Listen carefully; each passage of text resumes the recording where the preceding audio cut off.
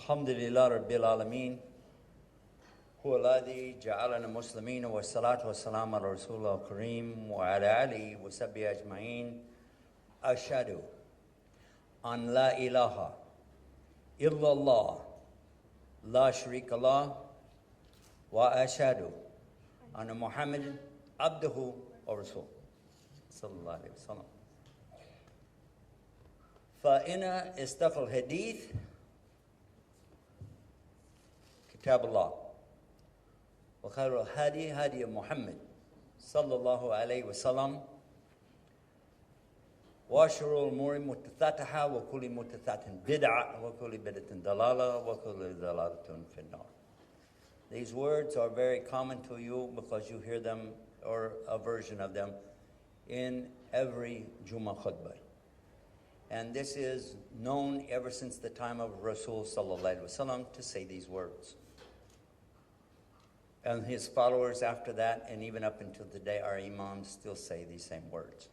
The translation of which is that I bear witness and open testimony. There is no God to worship except the one true God and the only God, whom we call Allah, and he has no partners. And I bear witness and open testimony that Muhammad is his final messenger, servant. And this is important to know for this subject, which is called Shahada. Then after that is to mention that in the book of Allah, this is where you will find the best of speeches. No other book like it anywhere, anytime, any place. And this we know to be the best of speeches or the best of words or stories. And it mentions hadith. This is one of the versions of the translation to English to call this the hadith. So Quran is also hadith in itself because it contains stories. Addition to that is to say that the best of guidance is the following of Muhammad sallallahu alaihi wasallam. Now we know that guidance comes from Allah. Earlier, our beloved Sheikh made it clear to us that there are two things related to guidance, and one is guidance being given and guidance being accepted. So regardless of how excellent is the giving, and nobody could do better in giving this guidance than Muhammad sallallahu alaihi wasallam. Who would pretend to even think they could match his ability to deliver this message? Nobody. Huh? Yet there were those who rejected from him. Why? Because they didn't have the other side of it, and that's the ability to accept. Consider that if you have a transmitter that is broadcasting, huh? But somebody else does not have a proper receiver, it won't work. If you're hooked up with one kind of cell phone on one system, let us, in America we say Verizon, T-Mobile is not going to help you. And in the same way, when you use SIM cards, if you don't have the right hookup, it's not going to work. So this is it. And it's interesting, by the way, I should mention this. You call it Silla, connection, right? From what root? The same root as Salah?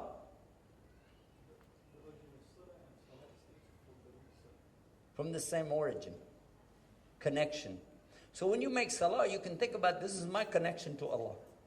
With no drop calls, no dead batteries. Huh? Up to you. But it's there for you.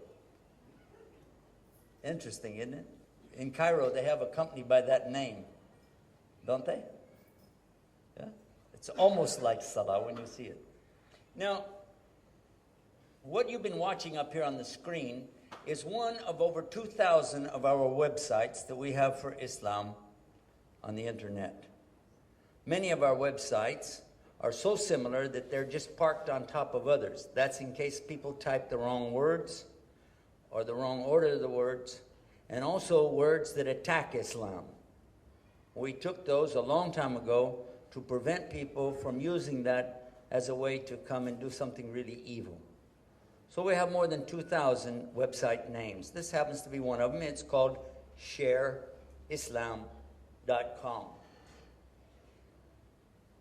On the left side of the page, you can choose a topic. I'll drop it down so you can see it. What's Islam? What's Islam? That happens to be the name of one of our websites.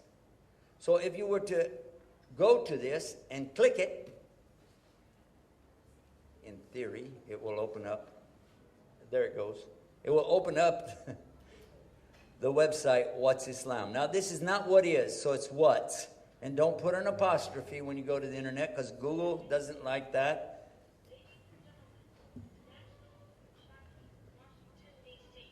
Imam Yusuf Estes. It's not very loud, is it? Let's try this one. And I praise him and I thank him for the opportunity to address all of you You hear it? today on our topic, what is Islam? I ask Allah to make my easy. Well, the good news is, even though you don't hear it here, you're going to be able to hear it real good at home, because it is a website address that you can achieve this real easy, whatsislam.com. I want you to know about this because this particular website has the introduction to Islam itself. At the bottom of this, you'll see that these little numbers down here will expand up, and you'll see what the topic is. That's Jonah and the whale, for instance. This topic right here expands up and talks about the jinn. Have you ever wondered how you would explain all these things to somebody in the English language? What about Islam, Judaism, Christianity? What about the messengers? What do we believe about the messengers? What about Allah? What do we believe about Allah? All of these things at the bottom of the page, you see it right there. You can just click on that. It'll bring up that topic. If you let it run automatically, you have audio and pictures. This is not a video. Why do I say that? Because videos very often in some countries are so slow to download, people will give up. This is PowerPoint. It's the fastest of all things out there that have pictures and sound mixed together. What else about this is important to know? You see these big green arrows down here? When you click that arrow, it's going to ask you, you want to save it or open it? You click save. You're watching an actual demonstration on a slow internet connection right here in the masjid, and we're going to save it right now. There it is. Now watch how fast it's going to do this. Keep in mind this is slow internet, so if somebody's sitting somewhere in a remote part of Africa or out in the desert, or even if they're using like a cell phone type connection, this is going to download. I'm promising you, if you use this connection we have right here, right now, to download a video from YouTube or something, go eat lunch and come back. Maybe take a shower, take it easy, take a nap, take some time. Take the family out for a picnic or something. Come back, it's still operating. And that's why this is an important website. The majority of the people that we're going to be talking to, the vast majority, really don't have the fast internet connections. Now, where I live in the States, especially in Virginia, which is right by the Pentagon, of course we have fast internet. It's so fast we blink, and then we got everything we want. Sometimes we get more stuff than we want. Where did that come from? Once this downloads, the next thing you do is burn it. Everybody knows what I'm talking about burning, right? I'm not talking about burning a house down. You want to burn it onto what? CD, DVD. And what's it going to look like? All right, where's the papers for this? I left it laying up here. Don't tell me you took it. Who took it? Where is it?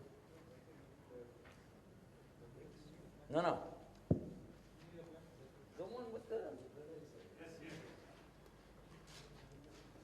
I left them right here. No.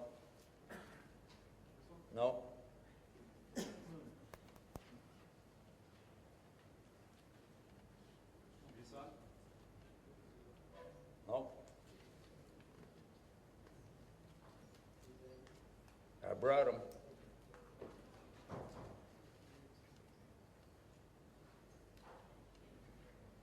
When you burn these copies, you're going to give them out to people. And I wanted to show you what to do with them. The big blank. It's just a big blank, remember? With a big circle. What are they? Oh, you know what? Here they are. Somebody put this on top of them. Look. MashaAllah.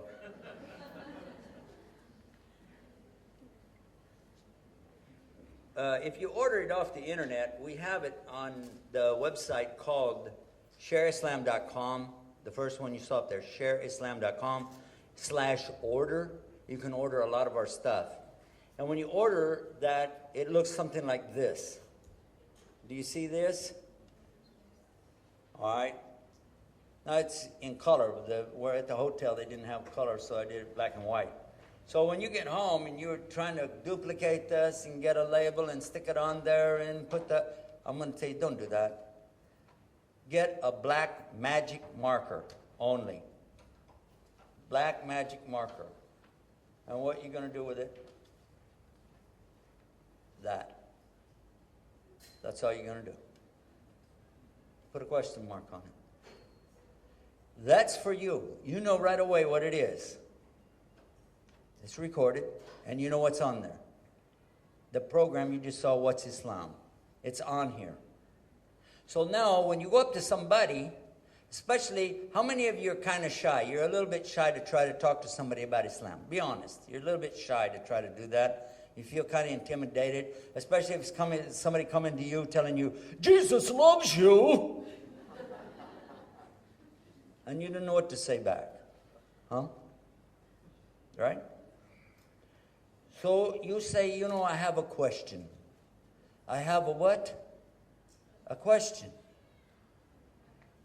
Somebody gave me this, and I copied it.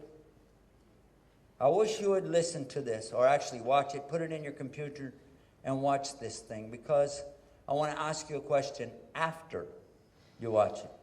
What's your question? Well, it won't make any sense now. As soon as you watch it, though, call me, or here's my email address, okay? Please. And yes, well, Jesus wants you to... Okay, fine, thank you so much. Thank you for that. And, when you get a chance, help me out here. Now, when they watch this thing, they will know more about Islam than some Muslims do. Because it covers the pillars of faith, the pillars of action, the Aqidah, what we believe about Allah subhanahu wa ta'ala, the books, the Old Testament, New Testament, Psalms, and the Quran. They will also understand about the jinn, something that even some Muslims are going, I don't know about that. But it's there. When they're completely through, and they call you up or send you the email, they're going like, whoa, man, is that really Islam, What was your question? Well, my question was, how did you like it? Nobody ever said they didn't like it, but just in case they do, you say, yeah, okay, well, I've got another one. Try this one. Because we have many. But that's all you got to do. Is that hard or easy? Easy. Very simple. You download it, you make a CD, and you give it to them. You tell them, put it in your computer, run it, and then I have a question. You might think, well, that doesn't really mean that I gave the message. Actually, you did. We did it together. I did my part, you did your part. We ask Allah to guide them. The success, it will be from Allah, not from us. But we will have done the best we can do with what we've got to work with. The personal contact, you cannot overemphasize the value of it. All the advertising on the side of a bus, the side of a sign on the road, out here, or a television commercial, all of that put together will never equal the strength of a one-on-one, a person meeting a person and seeing somebody living the life of a true Muslim. Without doubt, your example as a good Muslim will speak volumes. So it's important, first and foremost, for you to know what's Islam and to live it. Once you do that, then inshallah, you're successful, and you're now sharing that success with other people. It's really as simple as that. If I stop right here, I've done my job for today. Just now, I want to continue with a couple of little points to have some fun with, to enjoy sharing Islam with other people. It looks like this might be done because it says close on it right there. I think we're probably finished downloading it. It's now inside of this little computer here, and you can do it on yours just as fast. The next one I want to tell you about, before we started, I was hoping to put this one up. I didn't do it, but I will do it. It's called islamtomorrow.com/dawah. This is an introduction to the whole program today. And there are two aspects here. One is about giving personal dawah yourself, and the other one is how to organize events like the one we're right here doing right now.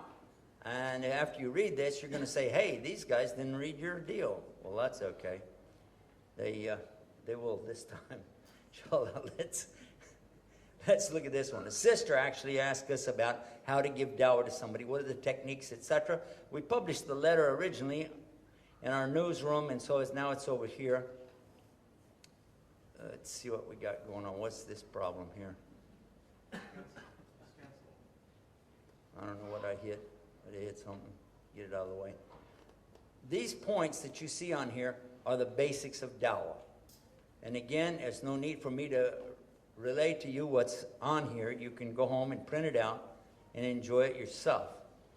There are a number of things that we put with it. One of the things that I included in here, which is not usually included in a dawah course, is the importance of what is anti-dawah.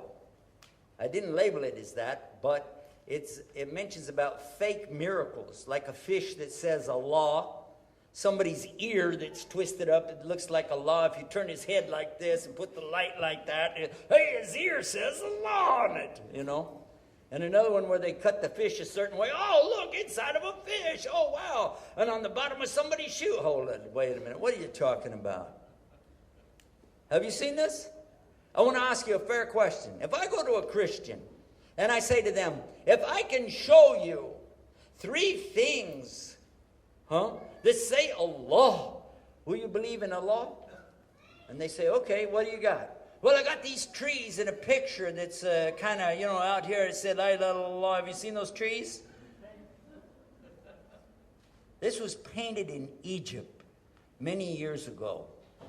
Somebody took a black and white photograph of it, made up a story. Somebody made up a story about this being in Germany, and they put an iron fence around it because the German people were seeing this and running around going, oh, it's a miracle. La ilaha illallah.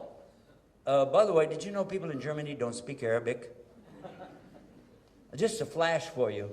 They don't have a clue what it looks like is twisted trees to somebody like me. The first time I just became a Muslim, they showed it to me. Look, what do you think?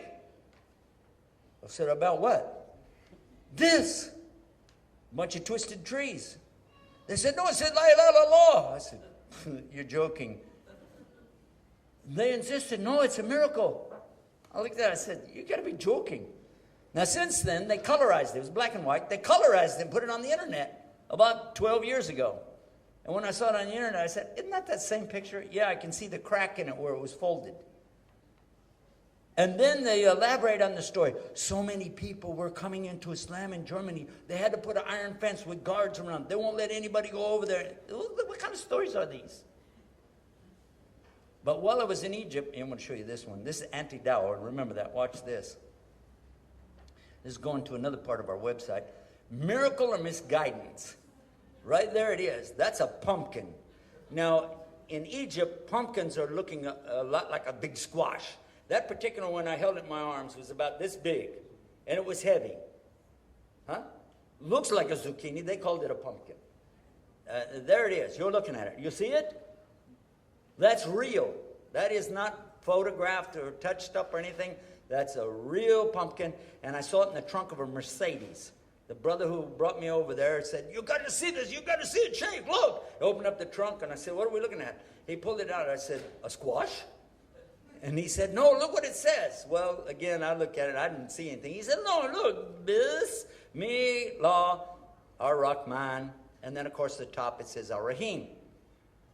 What's funny is we got pretty excited about it. You know, we talked to a sheikh. He happened to be a blind sheikh from Azhar. He felt of it because it sticks up. He felt of it and he said, well, whatever. Look what he said. Whatever. This is not what we use for a belief in Islam anyway. Another sheikh looked at it and he said, yeah, basically the same thing. He says, it's amazing, really. But at the same time, this isn't what increases or decreases our faith. This is just something strange. This is a strange thing. Don't use it for dawah. He said it, don't use it for dawah. Well, guess what? I called my wife back in the States. I said, honey, you can't believe this. We got a pumpkin over here. This is Bismillah ar-Rahman ar-Rahim on a pumpkin. She started laughing. She said, oh, yeah, I remember that. I said, what do you mean you remember that? What are you talking about? She said, yeah, on Johnny Carson's show years ago, they had this thing about what you can do with pumpkins. You can even have people's faces on it and everything. I said, no, this is a miracle. She said, no, it's not. As soon as another person saw this, they looked at it and they said, you calling this a miracle, huh?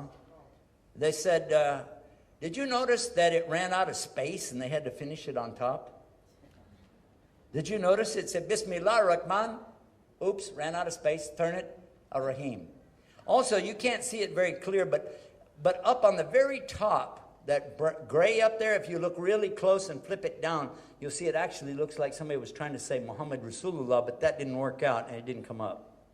Since then, we found out that people that have farms there outside of Cairo, they actually put people's names on those pumpkins the same exact way. So when a kid comes along and says, wow, this pumpkin has your name on it, give me $5. That's what they did. This brother paid $15 for this pumpkin. Back then. Can you believe that? A pumpkin. Squash one probably doesn't even taste good, you know. And here's the thing, it's done with acid.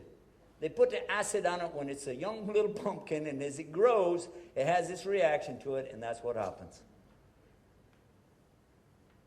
And whenever somebody sees something like this, you'll turn them away from Islam. It's anti-dawah. It's not real, and you got no business messing with it. And the proof, though, is at the bottom of the page. I did a close-up on it so you could see it. Look right close here. I'm moving this around. I don't know if you can see that. See that right there? That's the ha at the end of Allah. See the ha? Now this is showing it bigger. Now watch real close. Real big. There's the acid mark right there. It didn't take. See it? See it? There's your proof. Fake. Nowhere in Islam do we rely on things like this to say that this is a proof of Islam. Those websites that are loaded with this stuff, these are people who have no belief whatsoever. If they did, they would never do this. This is crazy stuff. Stay as far away from that nonsense as you can. That one about the tree that's bent over in Australia, please give me a break. What if the tree had been, and there are other trees that look like this in different places. What if it's bowing toward a statue of Mary or something? Then what are you going to do? What would you do then? And how about if the Christian said, yeah, I'll go along with what you said because we already believe in Allah, because Christian Arabs use the word Allah. They do. So now, if we show you a cross anywhere in nature, are you going to be ready to convert to Christianity? No. Huh? Look at any tree out here. You're going to see lots of crosses in there. What are you talking about? It's really stupid. So you stay away from that stuff. This is not dawah. It's not Islam. This is very anti-dawah. I got it? Now, I just wanted to make that one point really crystal clear for all of us. Now, you'll read this about the personal dawah, how to give dawah. When you get home, read it. And then we would like for you, if this were a regular dawah course, you would come back the next day and we would follow up on it if you had any questions. But you can contact us through the internet. The next one down here is how to organize a program like this. And I'm going to just lightly touch this for the benefit of any of you who want to be involved to help these events in the future. It's very, very detailed. We've got a lot of examples, things to do and not do in these events. One of the most important things overall is to do this for the sake of Allah, for no other reason than for Allah. The second thing after that, after having this right intention, is to be sure you follow some of what Allah said in Quran. وَأَمْرُهُمْ شُورَ بَيْنَهُمْ. make sure amongst yourselves. Don't go out and try to do this by yourself. This is not a one-man band. It doesn't need that. And don't start a website by yourself. Don't start up a campaign by yourself. You are doomed to die before you get off the ground. It's not supposed to be about a one-man band trying to get all this. You say, I want the glory and the ajr and I want to do it for Allah. But Allah didn't want you to do that way. He wants you to work together. Where is the most success in Islam? By yourself or in a jama'ah? Duh. That was easy. If you get 27 times the reward for the salah in jama'ah, why in the world would you want to go out and pray on top of a mountain somewhere? Probably lightning hit you anyway. I don't know. I'm just saying, because if you think about this, the logical thing is that you do a lot better when you work together. I was reminded about something last night, about the one who calls his children together before he passes away, and he asks them to bring some sticks. He put his sticks in a bundle and said, try to break it. Nobody can break it. And then he passes one stick out to each one. He said, now break the one stick. Breaks easy. This is the point. Stick together. Stick together. Work together. Jama'ah. Shura. And what else? Have one who is your Amir and follow your Amir. Whatever they say, that's the answer. Just let it go with that. You have a different opinion, then that means you're not with the group. Once the Amir says that's what it is, that's what it is. Go for it. Do your best, and Allah will do the rest. Okay, you read this carefully before you try to do any of the events. And one of the other things is there are other groups out there, lots of other groups. And you can't deny that. You also can't cure that. Don't think that you're going to solve the problem once and for all. The Sunni, Shiite, Sufi, Goofy, Goonie, Sunni, all the rest of the stuff that's out there, you're never going to resolve it. All you're going to do is frustrate yourself, and you're going to stop doing da'wah. So what you do, you work with anybody who wants to work for the sake of Allah. You work with anybody who works for the sake of Allah. Provided what? Provided you follow these basic guidelines that I showed you on the one, what's Islam? And you'll find that some of those groups are not exactly on what that said, and that's your criterion. Anytime somebody said, well, I take the Quran except, what do you mean except? I take the Hadith except, okay, that doesn't work. It doesn't work. You either do or you don't. So those that are for it, all the way, you do as much as you can with each other. If there's something that doesn't seem right, refer it back to your imam or to your amir and get clearance on that. And don't go out here trying to preach something you don't know what you're talking about. And a lot of our brothers, they wake up to Islam, never practice Islam. They're always telling you about, back in my days of Jahiliyyah. Like what? This is not even right to say that, by the way. In your days of sinning, yeah, that's what you were doing. But don't say it's like Jahiliyyah, like what, a mushrik? Because when now they start practicing Islam, they start growing their beard. Wow, 6, 8 months later, whoa, look at this guy. Huh? He learned 6 hadith, 4 or 5 ayahs, now he's ready to tell everybody what's Islam. Brother, akhi, edina nasiha.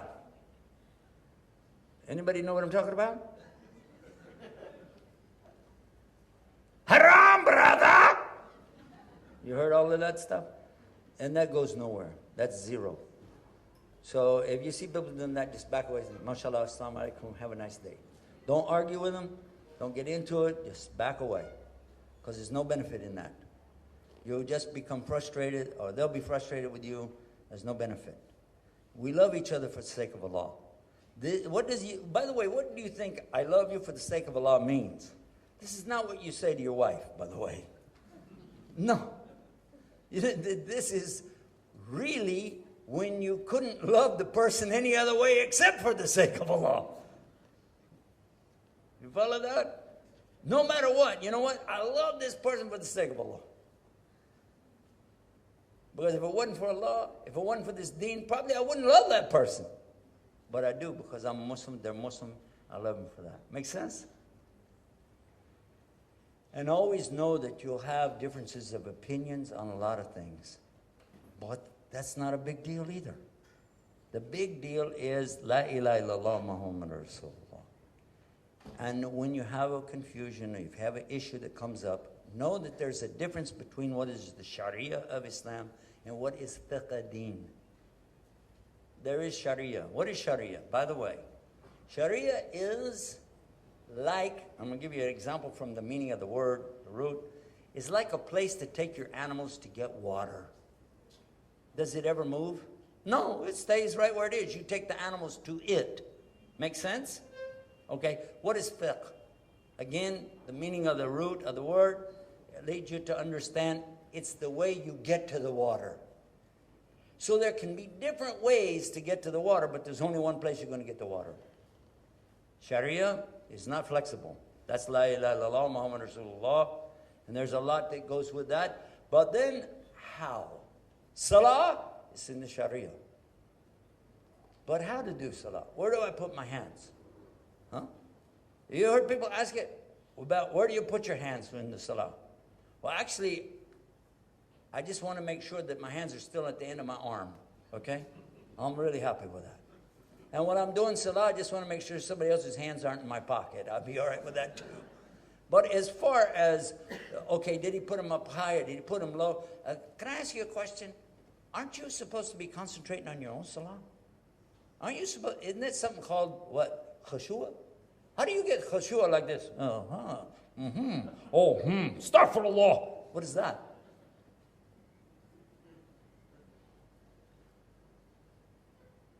Man, where do you put your feet? And where do you put your shoulders? And how do you move your finger?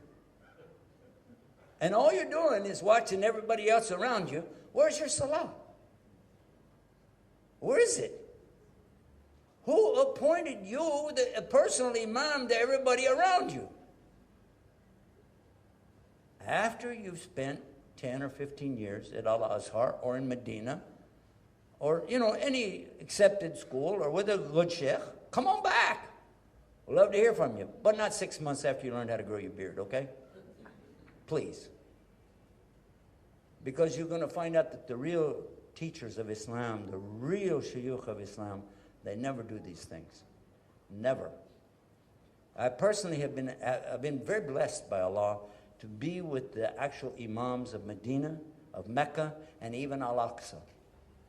And I found from them all the same thing. They never, ever bring up those kind of subjects. And if somebody asks them in front of other people, they start with this word, astaghfirullah, astaghfirullah, astaghfirullah.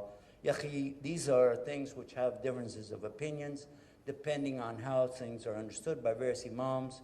So in private, we can go into more details. MashaAllah, alhamdulillah, jazakallah khair for a good question. Or if they give the answer, they're careful to mention this madhab, this sheikh, so-and-so, and why they came with the conclusions they came with. But never coming to you saying, astaghfirullah, brother. So I want to mention this because while we're talking about dawah, one of the first things going to happen, shaitan is going to give you dawah to keep you out of doing this work. We must find ways to work together. The second thing is, that was the first part I was talking about, is how we work together. The second thing is, how do we address the people who are not Muslims?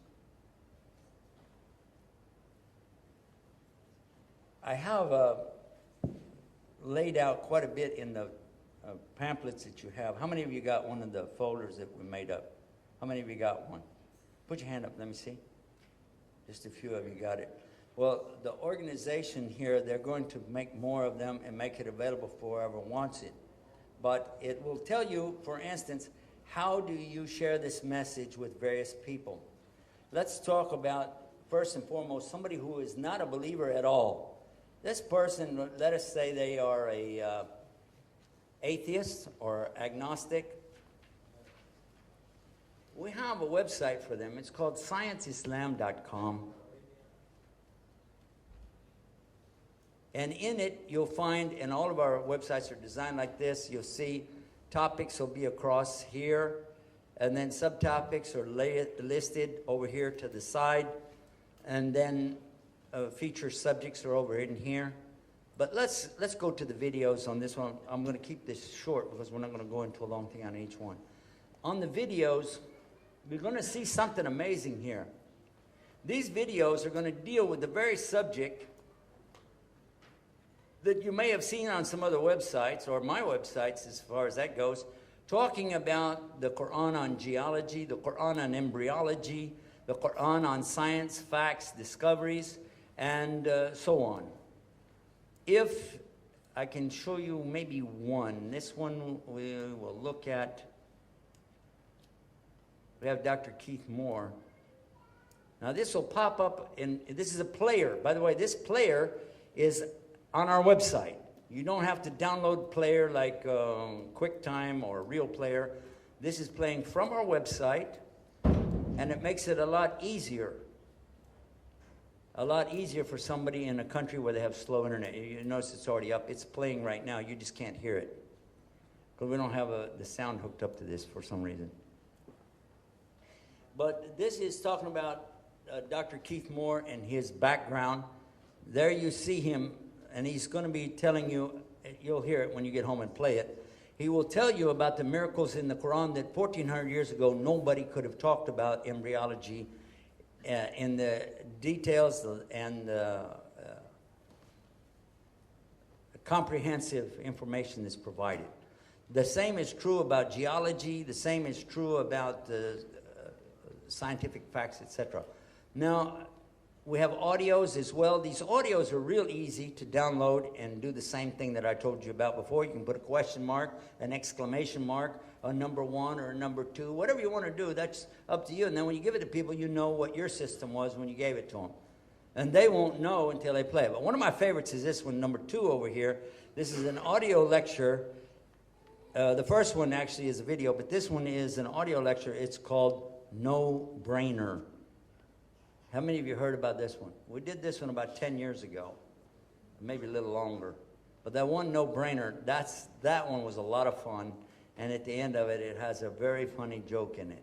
So an atheist at the end of it will never want to tell anybody again that they don't believe in God after that. They just keep it to themselves. Maybe they'll make shahada. Okay? Here's some of the miracles. Now this is where you can find what we talked about in those videos. You'll actually find it listed on here, so that what the Quran says about the clouds, what the Quran says about mountains, deep seas, and what the Quran says about the seas and rivers where they come together, the human embryonic development, the cerebrium. And this is the forefront of the brain, where Allah talks about that in Surah Al-Alaq. All of this is available right here. You'll get to see it. I'll just give you another one here and take a look at it. And it explains things that after you understand it, it really turns it around. The idea here is not to try to get people to just say Islam is right, but it's to accept the fact that there must be a God. There's got to be a God. If you see a creation, there's got to be a creator. That's as simple as that. If you see a car going down the street, you don't say that's not a car. You don't say that's just a bunch of metal floating around on the street by coincidence. You'd never say that. You say that's a Mercedes, it's a BMW, it's a Volkswagen, it's a Quest. It's something, but you would never say it's just floating material. And how do you know that? Because even though you didn't go to the factory and watch them make it, you know that it's there. How did it get there? So these are some of the common sense things that we present in there. Now, that takes care of the atheist. What's next? What about the one who believes in something about God, but they're not sure what it is they believe? Some of the things that they know don't make sense. Things that other people told them don't make sense. They just said, okay, then there's a God, but we don't really know much about God. This one deals with what's called Aqidah. On this side, over here on the left side, you'll see a lot of questions. These are the questions people ask you. What's the proof God exists? What is it? Where is God? What's the origin of God? Does he have limitations? Why did God create everything? Did God create evil? Does God know the future? Why are there so many religions? Can we prove the Quran is from God? Why does the Quran say we, us and our, and he and not she? Is this the God of the Jews and Christians? With all of us, will all of us be treated equally? And the truth about this is a special one because somebody had written such an evil book against the belief in Allah that on the search engines it was coming up number 1, 2, and 3. If you typed in Allah, you were getting this instead of anything else. So we put this website in answer to that, and then put this special answer right here about the moon god called Allah. Okay. Now, this is for, like I said, people who believe in a multiplicity of gods. This would include the Hindus, for instance. This would include the agnostics. They say there's something, I don't know what it is, but maybe blah, blah, blah.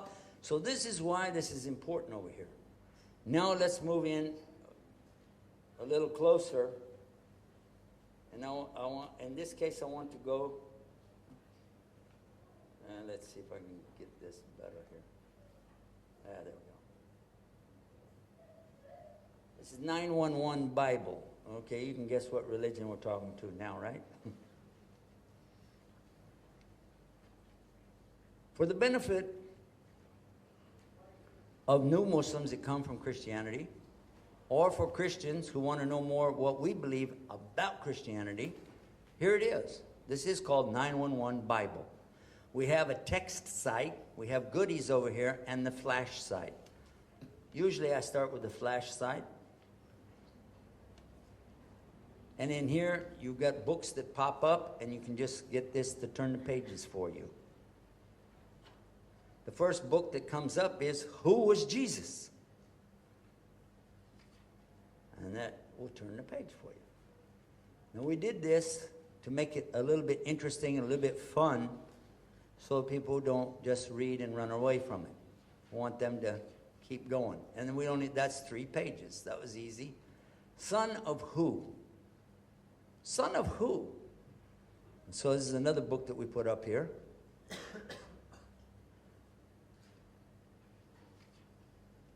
Does the belief in Jesus as the Son of God really make sense? This is what the Quran says. But then this is what the Bible really says. Then the Quran and the Bible again. The Old Testament. The New Testament.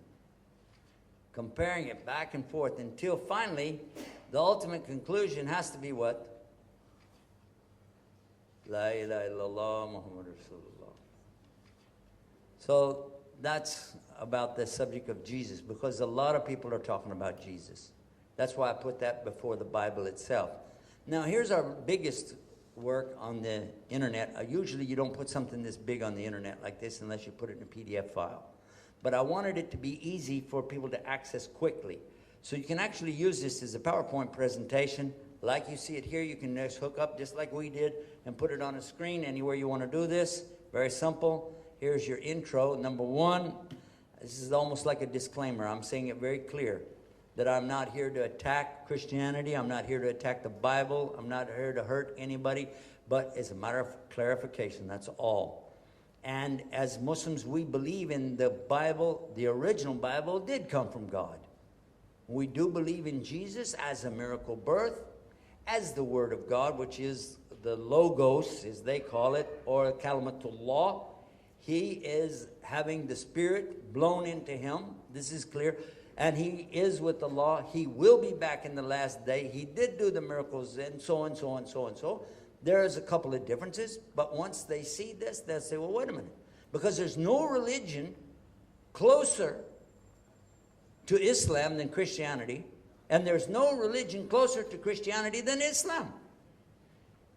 This, by the way, is why you're seeing so much attack against Islam. Because the more that Christians would figure this out, the more and more and more of them would come to Islam. So what could a preacher do? Self-defense, lie about Islam. So if you wonder, how can these people keep lying and lying and lying and lying? How do they do that? How do they get away with exaggerating and saying things that are just totally, they're not out of context, they're lies, outright lies. How do they get to say that? Well, because they're desperate. Do you know how many Christians have come to Islam in the last 20 years? Guess what? I don't either. I don't even know how many priests and preachers and nuns and bishops. I saw a bishop from the Orthodox Church come into Islam. When I was in San Antonio, Texas, he was passing through. I was shocked. The first person I saw enter Islam was a Catholic priest. My own father, who was an ordained minister, accepted Islam. I saw so many people enter Islam who were in the position of clergy, and several nuns from the Catholic Church. And I interviewed them. I talked to them. And every single person that I've talked to, whether they were religious before or not, told me the same exact thing on this one subject. What brought you to Islam? What one thing can you actually say? How did you get to Islam? Their answer is, because Allah guided me. I have heard that again and again and again. People say, I was looking for guidance. I was praying to God. I was asking God, help me, God. Show me the way. Phrases like this. In my own case, I said, God, guide me, and alhamdulillah. These are the same things we say every day. Don't we say that every day? Ihdina siratal mustaqim. Guide us to the straight path. 17 times a day. So there it is. There you can see for yourself. This book is big. It has 6 chapters in it and the intro together, so it takes time to read it. Now, if you said, well, gee whiz, how could I get that? I would like to print that out. I'm going to show you in a minute. But first of all, let's look at this nice little example. Here is Christianity versus Islam. What are the similarities and what are the differences? I put the differences in yellow, the similarities in white. God Almighty is the only creator of all that exists. That's the same thing that we find in the Bible. No difference. There's only one God, the prophets from Adam, Abraham, Moses, Jesus Christ, etc. Peace be upon them. And Muhammad ﷺ is the last of the prophets. They said God is one. You serve him alone without partners. That's what they all said essentially. But now look at the yellow that we have on the other side of the page. According to some Christians, God is not really one. He's 3 and 1 at the same time. But 3 can be 1 if it's God, because God can do anything. And 1 is 3 at the same time, but it's not 2, but it's 3. And it's not 4, because in 25 words or less, I don't know what I'm talking about. Okay, and then we go back to the next one. And this is exactly the same. There's only one God, and he's one Lord.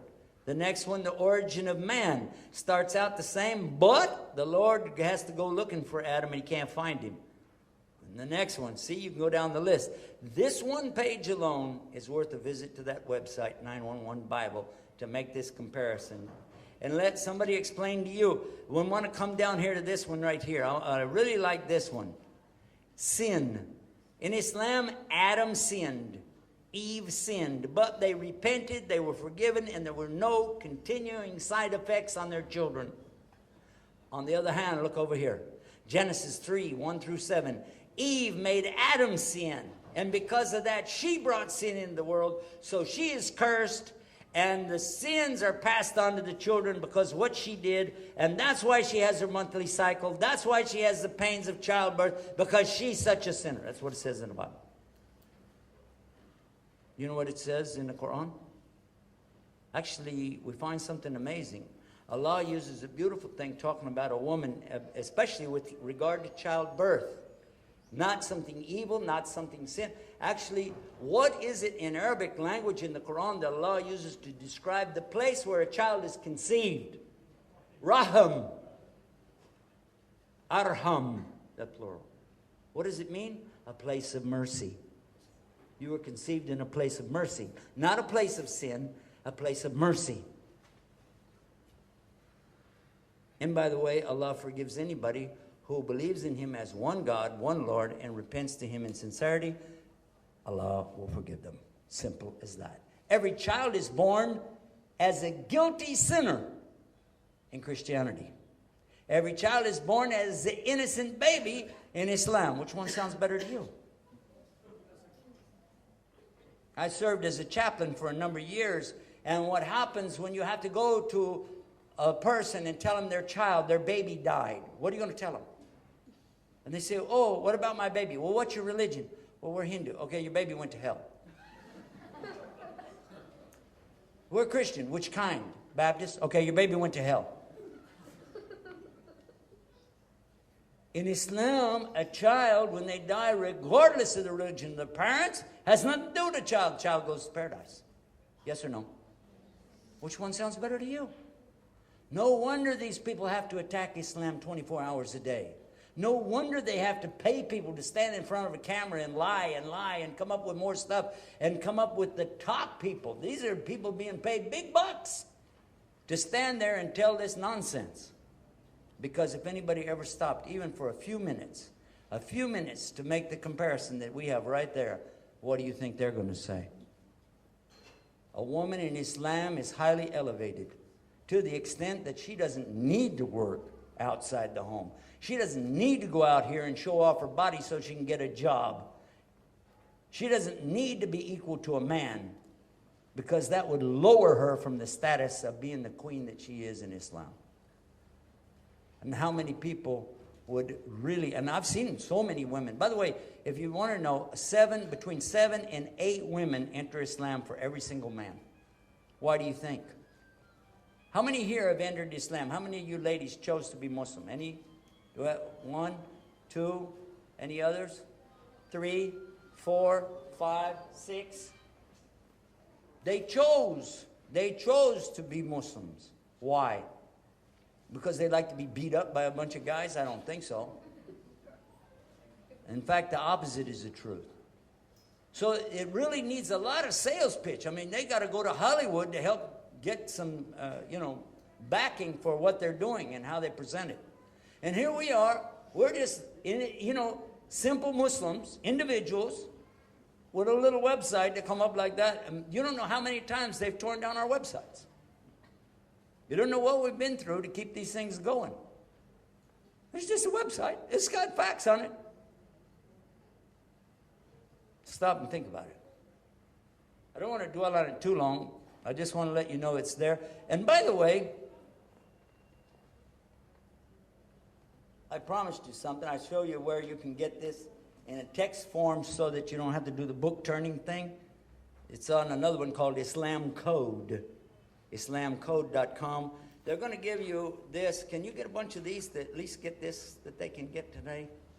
Can we get that up? You're going to need about 100 of them. It's for everybody here. Huh? He's got it under control. Yeah. Let him feel secure in what he's doing there, Anyway, Bible for Muslims. This is a nice article on there. But look over here on the side. Who is Jesus' son and who? Bible, a closer look. Does sound familiar? Well, it's the same as the other website. This is called Islam Cracks the Code, and the name of the website is islamcode.com. And here's Christianity versus Islam. You're going to see the same thing pop up over here without the color coding in it. But that's the same thing. Okay. Now I want to show you. That's it. That's the end of the thing. I'm just going to show you some results now. These are results. This is a website for one of our television shows. It's called Bridge to Faith. It's one of our most successful of all of our projects, Bridge to Faith, because it really does do that. It provides the bridge for somebody who's not sure how they can get to what is Islam. And the first top left, that's the Twin Towers in Kuala Lumpur. What's that got to do with a bridge? In case you didn't notice it, there's a bridge between those two. That's considered a real bridge because it is not really attached as part of that. It's a fixture that's up there independent of the two buildings. They explained it, and I don't understand it, but anyway, so we did a whole show up there. This is these are all 30-minute shows. Now, after that, you see where it says 4, 3, 2, 1. Okay?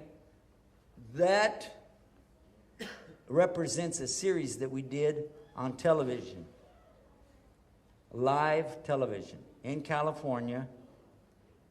I don't know if this is going to be fast enough to play this, because this does have to download, so it may or may not want to cooperate with what we're doing. I want you to watch closely, though.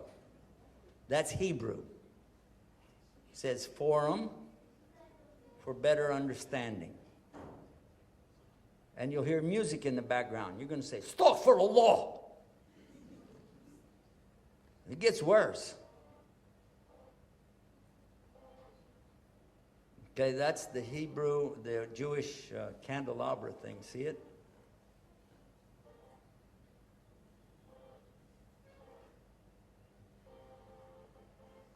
What you want to do is let it download before you try to. Now you're looking at it and say, whoa, my God, look at this stuff. It looks like Buddha in there. What is that about? Yep. That's Jim Grant. Now, Jim Grant is the one who invited me to be on his show. This is his show, not my show. He invited me to be on there after he attended one of these programs like you're in right now. And he's the one who controls this. This is the Catholic television channel in California. At the end of the program, you'll see him hold up the Quran and order them, tell them you've got to order this from Yusuf Estes' website, from a local masjid here, or from the Catholic Church itself, and we will pay the postage. That's how completely sold he was on this. He said, we've got to have a better understanding. That's the name of the program anyway. They have different religions that come on there and talk about what they have. But he is very much dedicated to having these, and he loves the name of it, Bridge to Faith. But to hear him asking me the questions and watching the answers coming back, you would swear that I programmed him to do all of it, and I did not. He set up the questions. He asked me if I was comfortable with it. I said, bring it on. We'll see what happens. It was so popular, we wound up doing 4 shows. And they aired it this past year. They aired the last segment we did during their fundraising. That's when the most people watch this in California for the whole year. And he said, I want it in there. I want this to be the feature program because I want people to see what's true Islam. And he's not the only one of the preachers and priests that we have this good relationship with. But this didn't come about overnight. It comes from years of working closely with other people and the concerns that they have in their community. All of us are concerned about our children, yes or no? All of us are concerned about the morals and the direction that this is going in the world, yes or no? So people who believe, really believe in God, and they want to see good, there are things we can share and work together on without a doubt. If you limit yourself to only working with Muslims that believe exactly what you believe, you're probably only going to find you got 3 or 4 friends, and some of them are related to you. But when you open up and look at what our Prophet ﷺ did, you'll realize that is not the manhaj. Obviously, you don't take on the beliefs of other people. That's why you need to study your own beliefs first. But then, by being able to understand what you have, you're able to easily communicate to others if they ask you. If the opportunity presents itself, you can share with them. Not that you're trying to sell. Islam is not a used car. Okay? You don't need to go to salesman school to learn how to trick people into getting to Islam. It would never work anyway. Let's see how much of it will play now.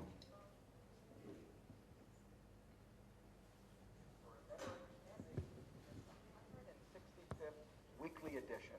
We are so privileged today to have a conversation with an Islamic scholar and international speaker. Though we've had many programs with local Islamic leaders from the 3 different main centers here in town, from the Islamic Cultural Center on Nice, from the Masjid Fresno, and also from the Masjid Al-Aqaba. But today, coming to us very recently from India, we have a scholar, Yusuf Estes. Sheikh Estes is a convert to Islam. From what I hear, at age 47, he had a tremendous awakening of his faith, being that he was a Christian preacher and musician and owner of a music empire. Somehow, he's going to explain how God spoke to him in a special way, and he became Islamic. I became Islamic. Did you hear that? But Jim Grant is a wonderful person. I prayed for him, and I asked him to consider Islam, and he smiled, but he wouldn't give me an answer. But anyway, that gives you just one example of many of the videos that we have there. And this is just one example. But in the one in Kuala Lumpur, the top left, the gentleman that you see on the right side of the picture there, well, I don't know if you're looking at where I'm showing you up there, but that gentleman right there used to be a Hindu. And he came to Islam, and he talks about his story in there. The gentleman that you see right here, that's Dr. Lawrence Brown, the author of the 8th Scroll. You really need to watch this one. By the way, he's about this tall. He should have been a basketball player. He's one of the top ophthalmologists. He's an eye doctor, basically. You know, if you need an eye transplant, something like that, that's what he does. Then the one that you see over here, he's British, captain of a boat in Saudi Arabia, and we were privileged to be there with him. He became Muslim. There are many on here that you'll find who came to Islam. The gentleman that you see here, there's a convert to Islam in Germany. This gentleman over here used to be a boxer. That's Pierre Focal when we were with him. This one over here is in South Africa. I told some of the brothers today how we got some of the shots over there where I stabbed the tripod in my waist and was using it like that. That's the one right there. This one is done in Germany. This one is done in Jeddah. This one is done, looks like in the trees. Now this is in our area. And see the monkey right there, huh?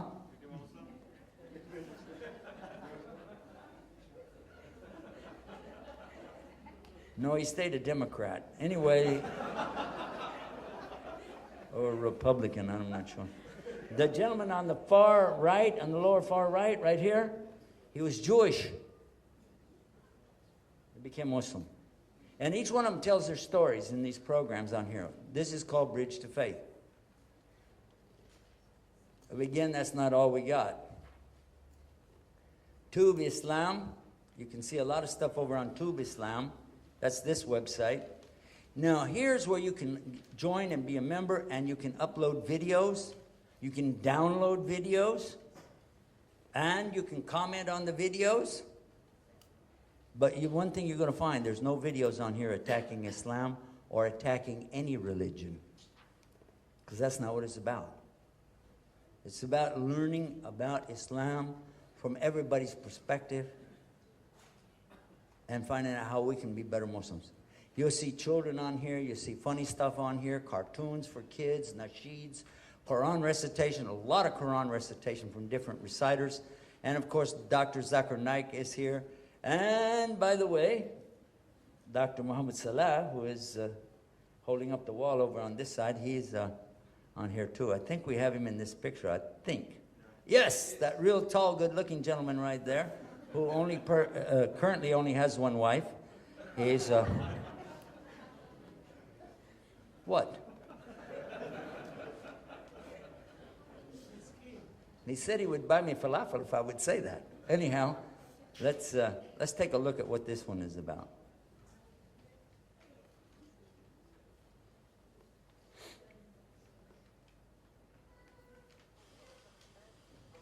Oh, I keep forgetting.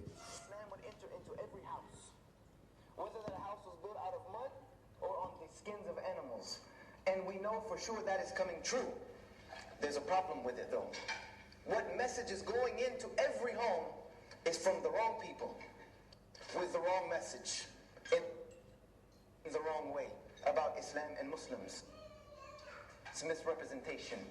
So what we are trying to accomplish bi'idhni Allah, with Allah's aid and with your dua, is that this changes and we become the right people, giving the right message in the right way for the guidance of humanity. And this is why we have called it Guide US or Guide Us, doesn't matter which one, TV. Ihdina siratal mustaqim, mustaqim, mustaqim. I think it's long overdue to have an Islamic channel here. Guidance TV. Hussein. There's no TV program is In the better background than up there, he's Guidance. The TV that will guide all of us to the straight path, Siratul Mustaqim. اهدنا الصراط المستقيم صراط الذين أنعمت عليهم غير المغضوب عليهم ولا الضالين. First of all, I welcome all of you to Guidance TV. It's a beautiful, beautiful, beautiful thing. I don't know why Brother Yusuf Estes was hiding this all along. I'm wishing he started this a long time ago, the days we were together in Virginia. This is one of the most important element that is needed, talking about Guidance TV in the Dawah nowadays. Well, I think I face the same challenges as any other parent.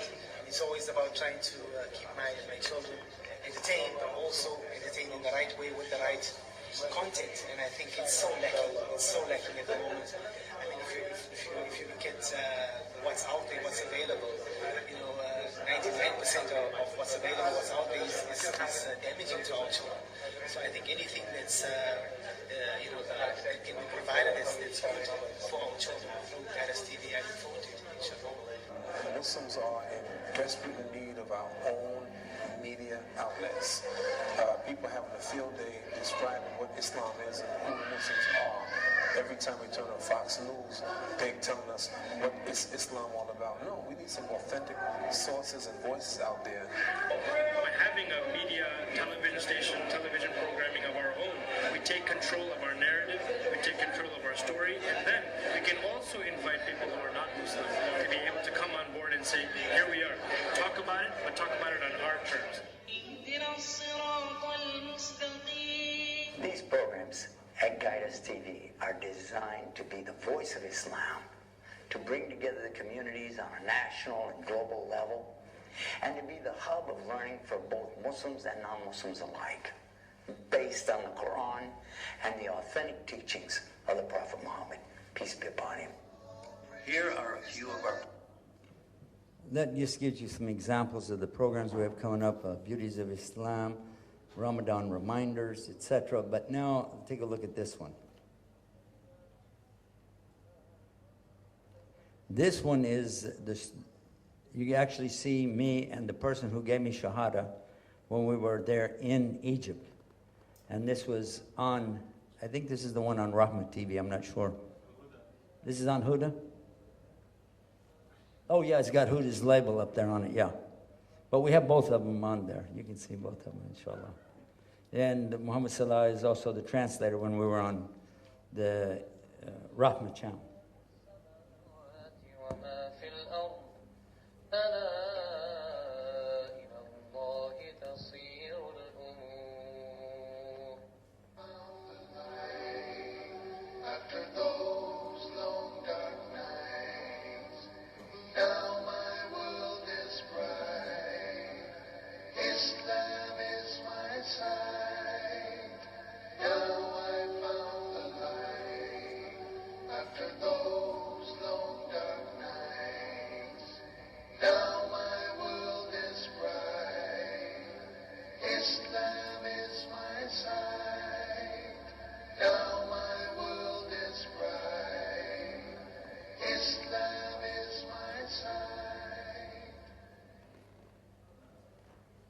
To all our viewers around the world, Assalamu alaikum wa rahmatullahi wa barakatuh, and welcome to this week's edition of The Straight Path. I'm your host, Fuad Muhammad. Well, tonight on The Straight Path, we are privileged to have a very special person with us, one that was born into a Christian family, all the way from Texas, America. He is now one of the biggest da'is, calling everyone actually who he meets to the word, to the truth, to Al-Islam. Never mind about that. Anyway, I saw that one already. Now I want to give you another final one. Actually, there's two. I want to show you two more.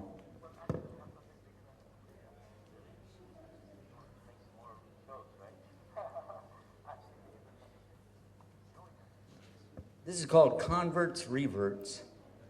I must have misspelled it somewhere. Converts, Reverts. Did I spell it right? Why didn't it come up?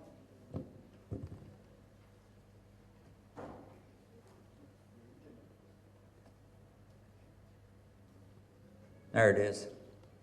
Convertsreverts.com or revertsconverts.com. You can go either way with it. And these are stories that they uploaded themselves. All of these people made their own videos talking about how they came to Islam. You see that? These are real people. These are not fakes that were paid to say why they had a dream in the middle of the night and they suddenly woke up and found that Muhammad was trying to save them from cancer or something. No. Not that I'm picking on anybody. Just mentioning.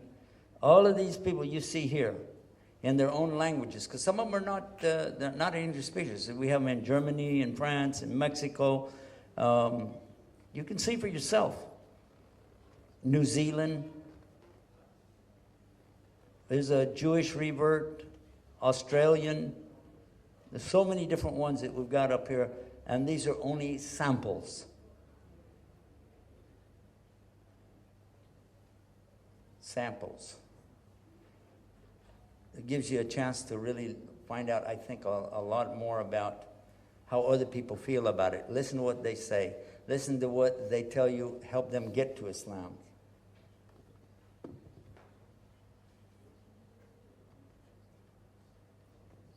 Finally, I want you to know about this website. It's called islamnewsroom.com. This is updated every single day. Even when I'm traveling, even in the middle of the night, if I can manage to squeeze out a few more minutes, I go to it and keep it updated. This is our baby, because this is where we keep you abreast of news that Muslims need to know about. Now today, what's happening, you might like to know this, is a bunch of earthquakes have been taking place. Let me click on it and take you to the, here it is. This will give you a sample of our newsroom here, but I'll let you watch that later because we only got a couple minutes left before we have to go for Dhuhr. But this is live right here. You see these? These all happened in the last 24 hours. Whenever there's a red one, it happened in the last 59 minutes. And what this does, it takes you to the United States earthquake website. That one right there was actually when I was in the back room over there, we found that one. It just happened. And I think I don't know if we updated the site to reflect it or not, but yeah, you can find, here's what it'll tell you. That was a 5.3 that was in Mindanao in the Philippines. And that one that happened a few hours before that this morning, 7.4 in Mindanao. A lot of people don't know about these earthquakes. They don't realize what this is. This is prophecy of Muhammad ﷺ about the last days. That was a 5.1. That was a 5.4. These are massive earthquakes. Just because it didn't destroy a city doesn't mean it wasn't real. And they don't put it on there unless it does serious destruction to a city. They're not going to tell you, because the more you start thinking about earthquakes, if you go to the internet and start reading what Muhammad ﷺ said, what the Quran said, you're going to be like, wait a minute, what else is going on out there? There are a lot of things. In conclusion, though, we only came here to talk about one thing, really, is how to communicate this message of Islam. And how we can do what? And that is to share Islam. And I will give you that website again, shareislam.com. And I hope and pray that Allah will accept this from all of us and make it a source of guidance for us and for all humanity. We ask Allah accept, ask Allah to forgive us if there was any good. The good that was from us, from Allah, the bad is from ourselves. And inshallah, we'll go do salah, inshallah. Assalamu alaikum wa rahmatullahi wa barakatuh.